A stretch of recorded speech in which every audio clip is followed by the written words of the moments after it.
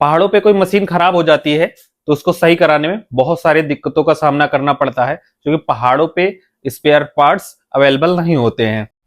दोस्तों, आज का ब्लॉग बहुत खास होने वाला है। ये जो मंकी लिफ्ट आप देख रहे हैं, इसमें अचानक खराबी आ गई है और पूरा काम रुक गया है और पूरी लेबर बैठी हुई है। काफी नुकसान हो रहा है। काफी चेक करने के बाद मुझे लग रहा है कि दिक्कत इस पार्ट्स में है। अब असली खराबी क्या है ये तो एक्सपर्ट ही बता पाएगा, और इसी वजह से आज हमें श्रीकोट से सीधा दिल्ली बागपत जाना पड़ रहा है।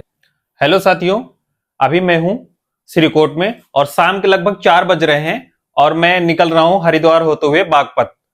देखते हैं आज का सफर कैसा रहता है। तो दोस्तों, हम लोग निकल चुके हैं श्रीकोट से हरिद्वार के लिए। सफर हमारा शुरू हो चुका है। पहाड़ों के बीच निकलते हुए एक अलग ही मजा आता है। रास्ते में हमको देवप्रयाग का बंजी जंपिंग भी देखने को मिला। एक तरफ गंगा नदी और दूसरी तरफ खूबसूरत पहाड़। उत्तराखंड का ये नजारा हर बार दिल जीत लेता है। शाम धीरे धीरे ढल रही है और हम लगातार हरिद्वार की तरफ बढ़ रहे हैं, लेकिन हमें बिल्कुल अंदाजा नहीं था कि आगे क्या होने वाला है। जैसे ही हरिद्वार पहुंचा, पूरा प्लान बिगड़ गया। उस दिन सोमवार था और अमावस्या होने की वजह से हर की पौड़ी पर श्रद्धालुओं की भारी भीड़ लगी हुई थी। मुझे पता था कि अमावस्या है, भीड़ बहुत ज्यादा है, बट क्या करते, मशीन खराब थी, उसको सही तो कराना ही था।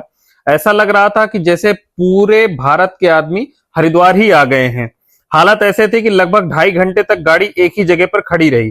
चारों तरफ सिर्फ गाड़ियां और भीड़, हॉर्न। गाड़ियां खड़ी है फिर भी हॉर्न बजाया बजाया बजाया। कुछ लोग होते हैं ऐसे जो गाड़ियां देखते हैं कि आगे ट्रैफिक लगी है, फिर भी हॉर्न बजाते ही रहते हैं। किसी तरह जाम से निकलकर हम बीएचएल पहुंच गए और फिर सिवांश के पास पहुंचे। रात काफी हो चुकी थी, इसीलिए खाना खाया और सुबह जल्दी निकलने का फैसला किया। सुबह के 4 बजे हैं और अब हम निकल रहे हैं हरिद्वार से बागपत के लिए। ये हैं शिवांश मिश्रा और आज ये भी चल रहे हैं हमारे साथ बागपत। अब हम दोनों लोग बागपत की ओर निकल चुके हैं। सुबह का समय था और सड़कें लगभग खाली थी। थोड़ा आगे चलने के बाद हमको एक भाई साहब मिले जो कि देखिए, ये मिक्सर मशीन के अंदर बैठ के चल रहे हैं और इनको अपनी जान की बिल्कुल भी परवाह नहीं है। ये बढ़िया मस्ती में चल रहे हैं, कभी कभी सो रहे हैं और फिर निकल रहे हैं। दोस्तों, हम लोग कंपनी पहुंच चुके हैं और कंपनी का नाम है एरोटेक। हम लोग काफी जल्दी पहुंच गए थे, स्टाफ अभी आया नहीं। तब तक हमने पूरी फैक्ट्री घूमकर देखी।